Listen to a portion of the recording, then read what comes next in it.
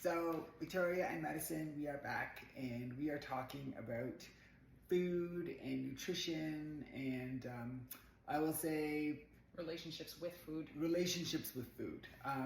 Having a healthy relationship with food. And, like I remember back in the day, the word diet it was specifically about losing fat. Yeah. It was about, I'm on a diet.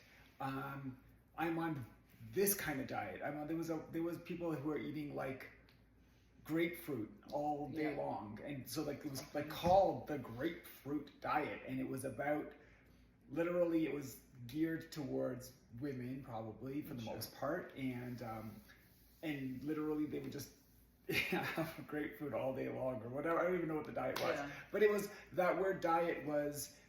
It was specifically about negative, and actually, I think there's so much progress in that way. We don't talk about the word diet now is, we all have a diet. Yeah. Lions have a diet. Yeah. Everything that eats has it's just a your diet. intake. Yeah. Right. So it's a very different type of thing. Diet is what you're eating, and so now we have a much better use of the word, and it actually is what you're consuming. So, and that kind of speaks back to nutrition, and nutrition is now what is in the food, and you have nutritional requirements, like you have to have so much protein, you have to have so much fat, you have to have so many carbs for a balanced diet, vitamins, minerals, all the other stuff that we kind of talk about when we speak to nutrition. So a healthy relationship with food is so important, and it's hard, especially it's hard. in the society today. I will say, and I will admit, that I have had a pretty bad relationship with food. Yeah. I have worked very hard on improving my relationship with food, improving my relationship with my body, and that really comes down to seeing it in a totally different way. You don't look at that apple as, don't look at it in like a negative way. You don't look at that people out there that look at fruit way. as a negative because there's sugar in it. 100%. Right? And instead of looking at that as like sustenance for your body, think about all the vitamins in there, how full it will make you, how good it will taste. There's nothing to feel bad about if something tastes good. Food should taste good, right? And you're looking at two people that, are in great shape, and you think that it's always been easy for us, or like whatever. We've both struggled so hard with food relationships. And it's funny, you tell me all the time that you think that you still struggle with a relationship with food, but I actually think that you do give yourself grace in a lot of ways as well. You do enjoy the foods that you love, and you don't always feel guilty about it, which at the end of the day, that is a huge win.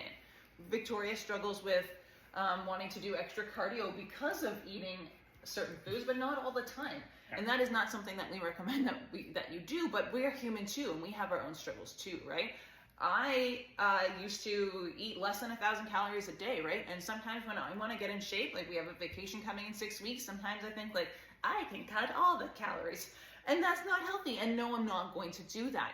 But just goes to show that, we're fitness, professionals and people that are in great shape. However, it hasn't always been easy for us either. But what we found is creating a lifestyle around the way we eat, and not just like, I am going on a strict diet. We eat pretty much the same all the time, with a treat meal here, or, some ice cream there, or whatever. And we keep ourselves within a pretty tight range so that we don't have a lot to lose or gain.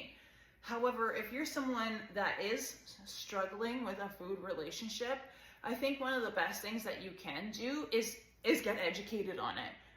The thing that changed my relationship with food was learning how to count macros. So what macros are their protein, carbs, and fats. And calories are all just protein, carbs, and fats. That's what calories are made of. And that's what all food is made of, okay? So once I learned that 2 Oreos has the same amount of calories as like an apple and some almonds, Although, yes, the apple and the almonds have so much more nutrients in them and it'll keep you fuller longer, it is okay sometimes to have those two Oreos and it will literally equal the exact same thing in your body. Do I think you should do it every single time you want that? No, of course not. But what this will do is once you start to learn what's in the foods that you love to eat, you can learn how to balance it, right? I always say the 80-20 rule. So 80% of the foods that you eat should fuel your body. So it should be like the apple and the almonds that I just said. But 20% of the foods that you eat should be the foods that you love. Like the Oreos or the Dairy Queen or the whatever, the McNuggets that you love, right? And once you are educated, this process becomes so much easier. I went from thinking that I had to starve myself and only eat chicken and spinach and all of these things to realizing that I could actually eat more and look better and eat the foods that I love. And now I have a pretty awesome relationship with food. It didn't come easy and it didn't come by myself. I had someone help me through this process. However, there's light at the end of the tunnel. And it's so vital.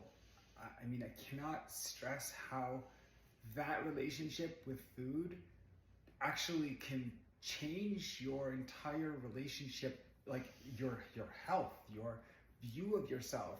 You know, so many people, they struggle with the scale. I'm 185 odd pounds.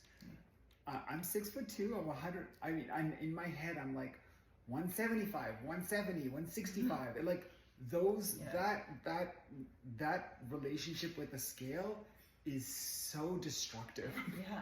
Because muscle weighs more than fat. So if I put on muscle, if I put on 20 pounds of muscle, or if I put on 20 pounds of fat, you'll look a lot different. I'll look a lot different than, one will look a lot different than the other. The scale will say the same thing. Yeah.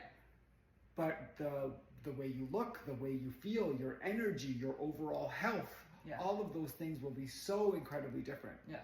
So I feel so much of that relationship with food is such a vital component to a healthy relationship with oneself.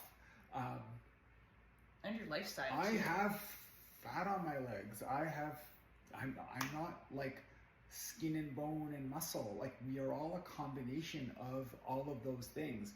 And so a healthy relationship with food will also give you a more healthy relationship with yourself and with myself. I actually kind of like the softness of my legs, you know, like there's a really nice happiness with seeing the beauty of oneself. And I think a lot of that stems from new appreciation, a self-love, I guess. Seeing myself as having value and worth. And that has come a lot from really learning to have a relationship with food as a fuel source, I like the taste of sushi, or there's lots of foods that are healthy that I love the taste of, but there's also some foods that are not the healthiest that I also like the taste of. And there's nothing to be ashamed about with that. Exactly. We should enjoy that. We should. Yeah. The light at the end of the tunnel, I think a lot of times, is knowing your body, knowing balance, and knowing that eating that McFlurry or whatever, that ice cream, is not... It's not going to make a difference. It's not going to kill you if you do it, as long as you find balance and have a healthy relationship with food in a positive way, but also in a seeing food as also a good thing. Like, you know, you want those things. You want that calories. The last thing that I want to say is, once you figure out this healthy relationship with food, it will also set your life free, right? Because you won't be at your son's birthday party trying to figure out if you deserve to have a cupcake. You'll eat the fucking cupcake, right? And not feel guilty about it. And I think that's the most important part, because so much of our society is ingrained in food and drink. And if you can learn how to balance that and not feel guilty, your life will be changed forever. So if you need help with that, you know where to find us.